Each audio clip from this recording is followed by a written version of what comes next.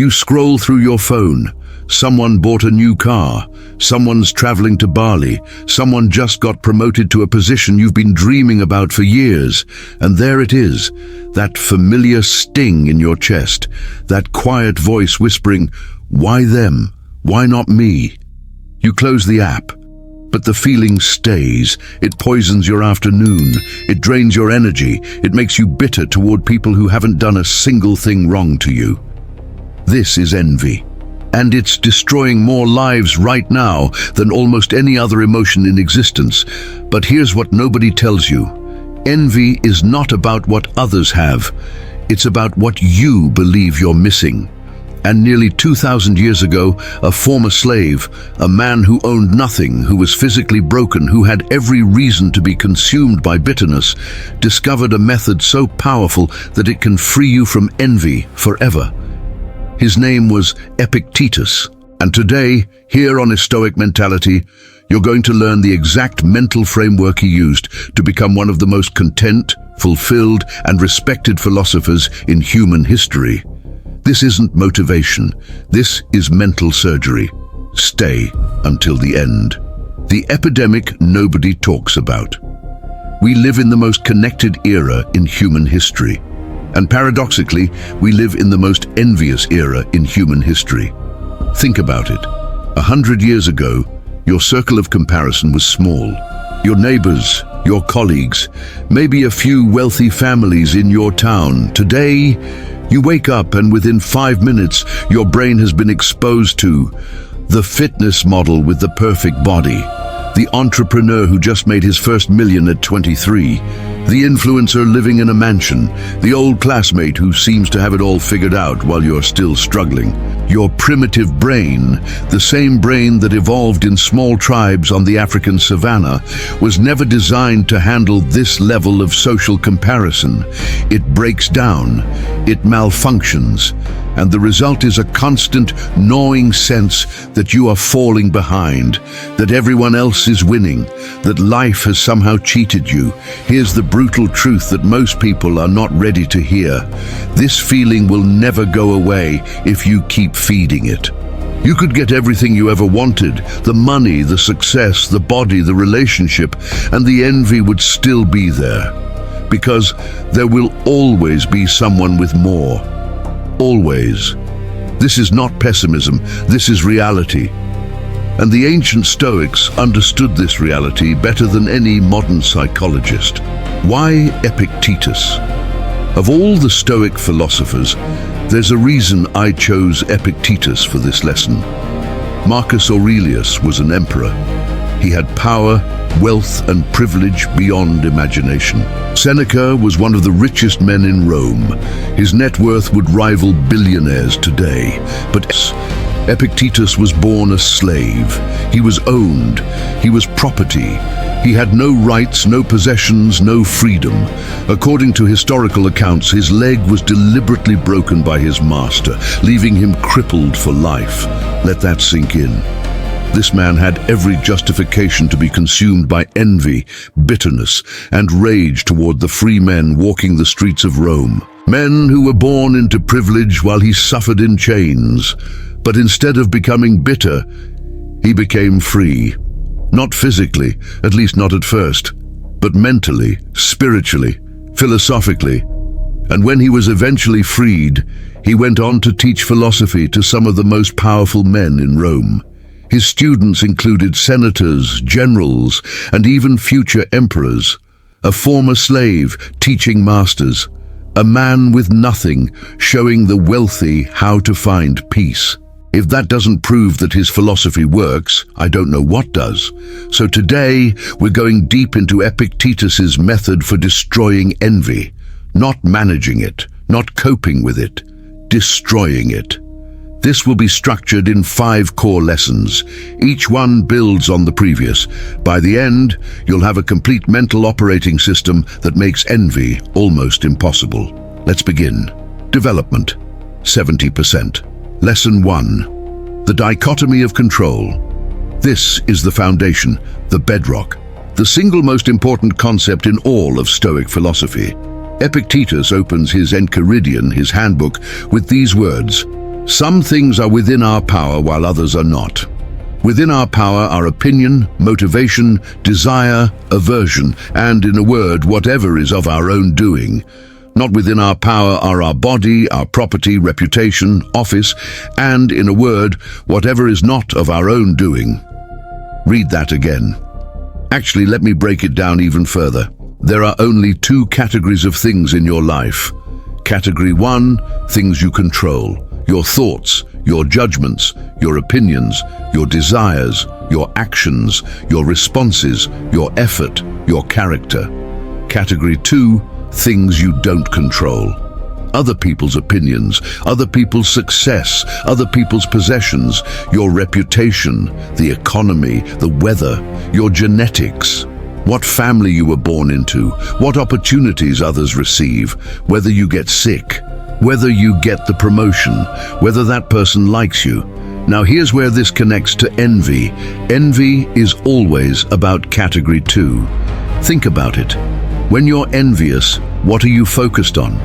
Someone else's success, which you don't control. Someone else's possessions, which you don't control. Someone else's circumstances, which you don't control.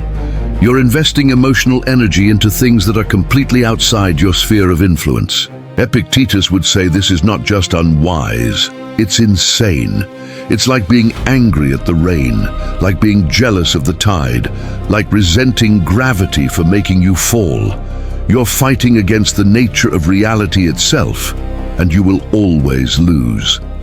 Here's the reframe. Every time you feel envy rising, ask yourself this question: is this within my control or outside my control? If it's outside your control, it deserves exactly 0 emotional investment, not less investment. 0.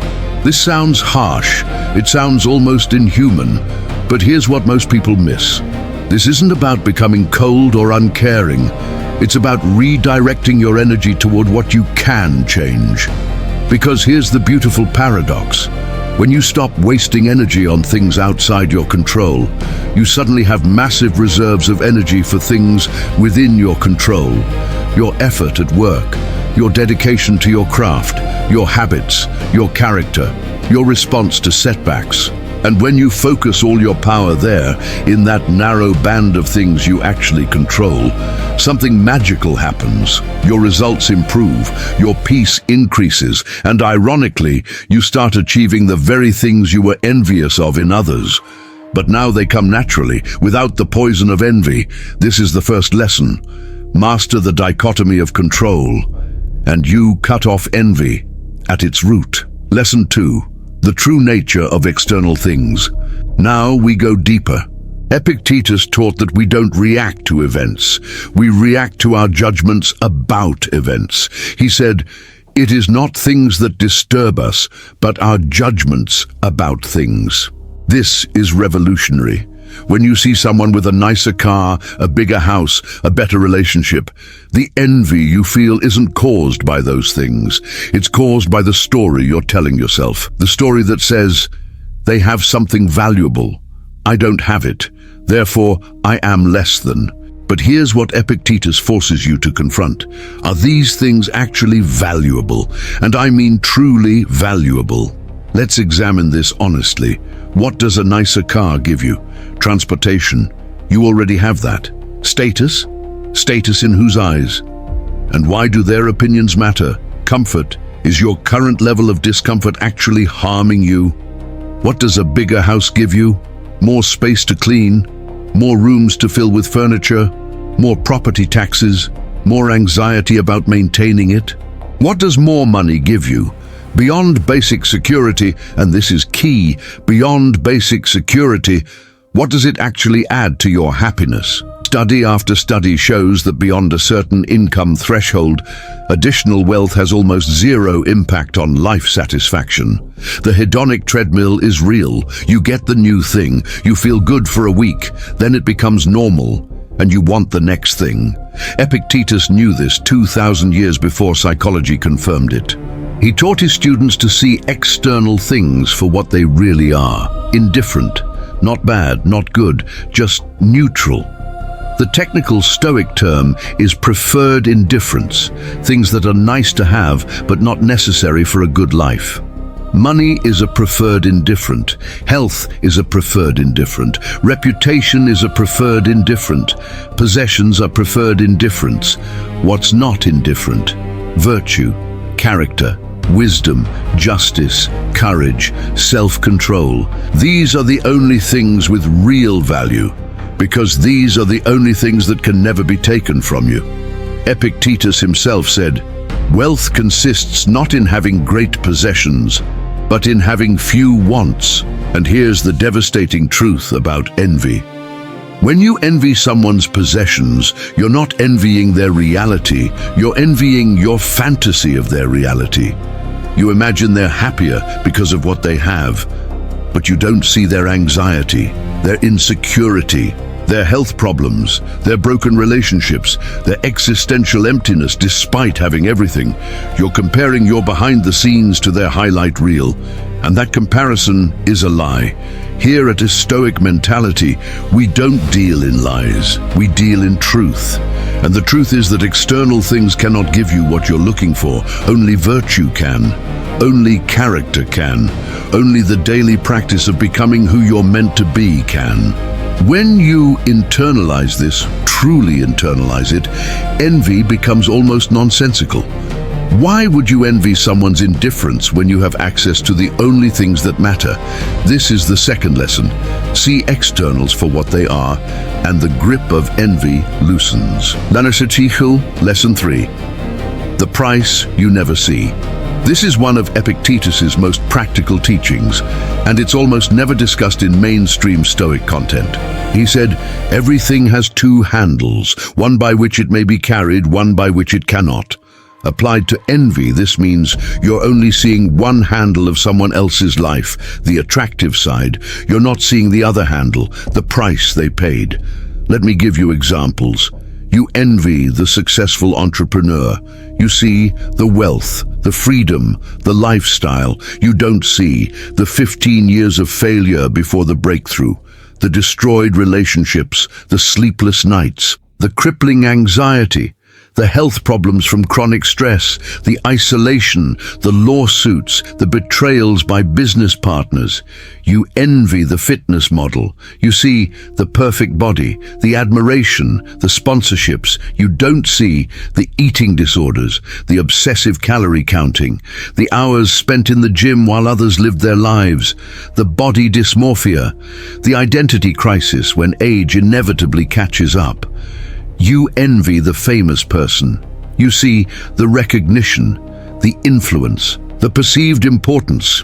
You don't see the complete loss of privacy, the inability to trust anyone, the parasocial relationships that drain the soul, the constant scrutiny, the anxiety that it could all disappear tomorrow. Epictetus would ask you a simple question.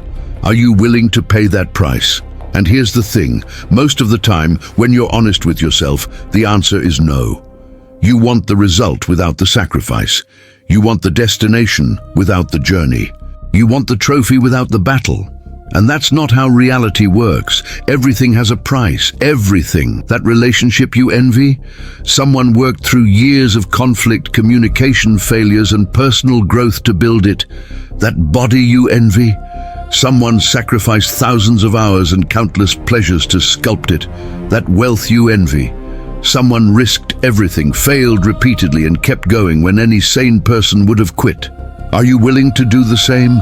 If yes, then stop envying and start working.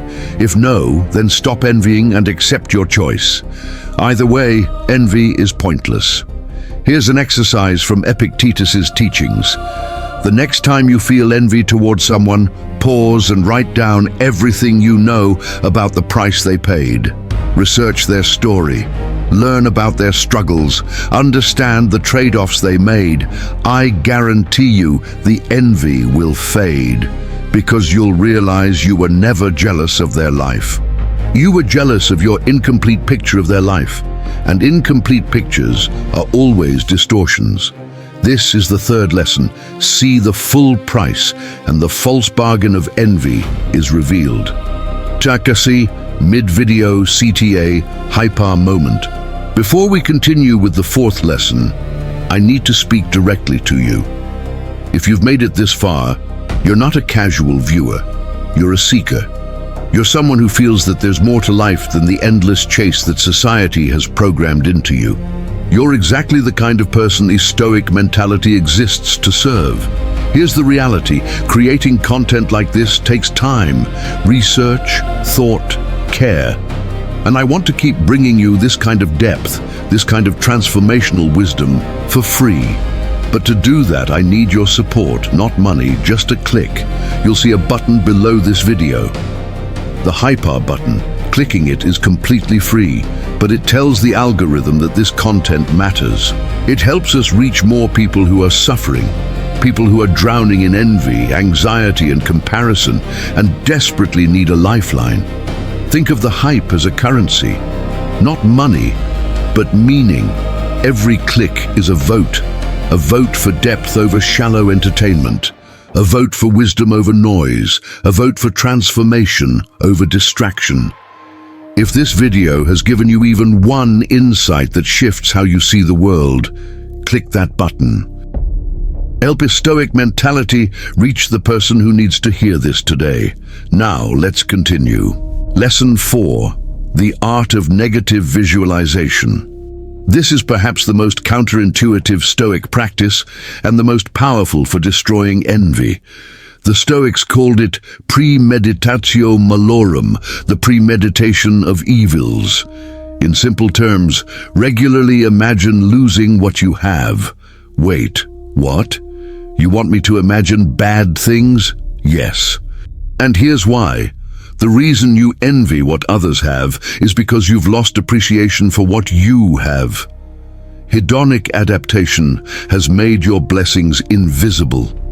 You have running water, a luxury that kings of ancient times didn't possess, and you don't even notice it.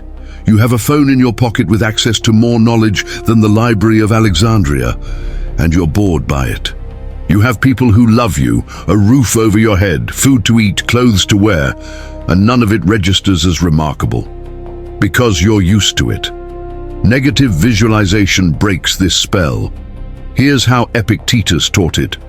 Before going to sleep, imagine losing everything, not to torture yourself, not to create anxiety, but to refresh your perception. Imagine waking up tomorrow and your home is gone. Your job is gone. Your loved ones are gone. Your health is gone. Sit with that for a moment. Feel the weight of it. And then open your eyes, look around. Everything is still here. Your home, your job, your loved ones, your health. Suddenly they're not invisible anymore. Suddenly they're miracles. Suddenly you're not focused on what that other person has, because you're overwhelmed with gratitude for what you have. Epictetus himself practiced this relentlessly. He would remind himself that his students were on loan to him, that they could die at any moment. He would look at his meager possessions and imagine them taken away, and then appreciate them as if they were gifts from the gods. He once said, "He is a wise man who does not grieve for the things which he has not, but rejoices for those which he has." This is not toxic positivity. This is not pretending that your life is perfect. This is seeing your life clearly. And when you see it clearly with all its genuine blessings, the envy for what others have becomes almost laughable. Here's a practical exercise. Every morning for the next 30 days, spend 5 minutes in negative visualization. Imagine losing something specific that you take for granted. Then spend the rest of the day actively appreciating that thing. I promise you, your relationship with envy will transform completely. This is the fourth lesson. Master negative visualization, and you become rich in what you already have. At Lesson 5, the only competition that matters now, we arrive at the final lesson, and perhaps the most profound. Epictetus understood something that modern society has completely forgotten. The only meaningful competition is with yourself. He said, "It is not the man who has too little who is poor, but the one who hankers after more." And elsewhere, don't explain your philosophy, embody it. Here's what these teachings point to. When you compete with others, you enter an unwinnable game. Why? Because the metrics are always arbitrary. The goalposts always move, and there's always someone ahead of you. If you have $1 million, someone has 10 million. If you have 10 million, someone has 100 million. If you have 100 million, someone has 1 billion. Where does it end? It doesn't. Because the game isn't designed to be won. It's designed to keep you playing forever. Buying, consuming, striving, suffering. But when you compete with yourself, everything changes. The question is no longer, am I ahead of that person? The question becomes, am I better than I was yesterday? And here's the beautiful thing about that question. You can always answer yes. Every single day, you have the opportunity to read 1 page more than yesterday, exercise 1 minute more than yesterday, be 1% more patient than yesterday, practice 1 more moment of virtue than yesterday. These improvements are entirely within your control. No one can take them from you. No one else's success diminishes them. No one else's advantages matter. You are running your own race on your own track, against your own previous self, and in that race, victory is always possible. Epictetus dedicated his entire life to this principle. He didn't compare himself to the wealthy Romans who walked free while he was a slave. He focused on developing his mind, his character, his wisdom, day by day, hour by hour.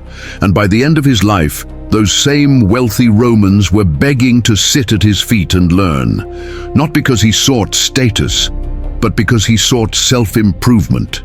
And self-improvement, relentlessly pursued, naturally leads to success. This is the ultimate antidote to envy. Fall in love with the process of becoming better. Not better than others, better than yourself. When you do this, when you make internal progress your primary metric, envy simply has no place to land. You're too busy building your own monument to waste time resenting someone else's. Here at Stoic mentality, this is the philosophy we embody. Not competition with others, not jealousy of their success, just daily, relentless improvement of self. This is the 5th and final lesson. Compete only with yourself, and envy loses its meaning entirely. Jared, the transformation. Let's bring it all together. You started this video with a sting in your chest, that familiar poison of watching others succeed while you feel left behind. But now you have something they didn't teach you in school. You have Epictetus's framework.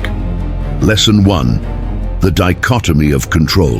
Envy is always directed at things outside your control, and things outside your control deserve zero emotional investment. Redirect your energy to what you can change, your thoughts, your actions, your character. Lesson 2, the true nature of external things. The things you envy are preferred indifference. Nice to have, but not necessary for a good life. Real value lies only in virtue. When you understand this, envy loses its grip because you already have access to everything that matters. Lesson 3, the price you never see. Every achievement comes with a hidden cost. You're not seeing the full picture of anyone's life. When you understand the trade-offs involved, you realize you were never jealous of their reality, only your fantasy of it.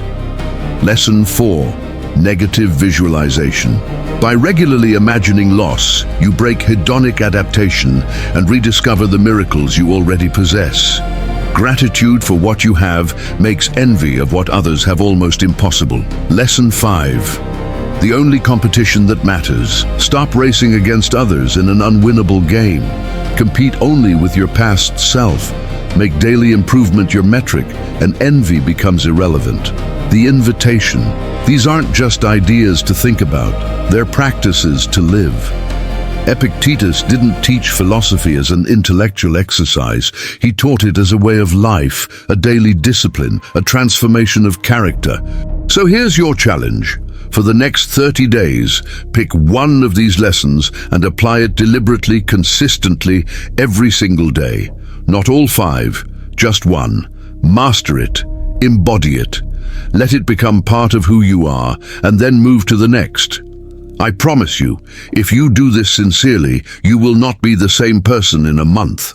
The envy that's been poisoning your peace will begin to dissolve, and in its place, something new will grow. Contentment. Not the passive contentment of giving up. The active contentment of knowing you're on the right path, of knowing you're building something real, not chasing someone else's shadow. The community call. Before I send you to your next lesson, I need to know something. I need to know who's truly here, who's ready to leave envy behind and walk the Stoic path. In the comments below, I want you to leave a single word: contentment. That's the filter. If you're just a casual viewer, you'll scroll past. But if you're a true seeker, someone committed to transformation, you'll take 3 seconds and type that word. When I see it, I'll know you're one of us. And when you see other people typing it, you'll know you're not alone. There's a community here, a tribe of people committed to mastering themselves. Join us, type contentment now. Now, I need to tell you something important. Envy is not an isolated emotion. It's connected to a deeper problem, something that feeds it constantly without you even realizing. That problem is the addiction to comparison, and comparison is driven by something even deeper, a fundamental misunderstanding of your own identity. If you really want to destroy envy at its root, not just manage the symptoms, you need to understand what the Stoics taught about identity itself, who you really are, what your true self consists of, and why nothing external can ever touch it. I made an entire video on this exact topic. It's called The Stoic Secret to Unshakable Identity: Why Nothing Can Touch You. It will complete the lesson you learned today. Click the video appearing on your screen right now. Go deeper. The philosophy is waiting, and so is your transformation. I'll see you there.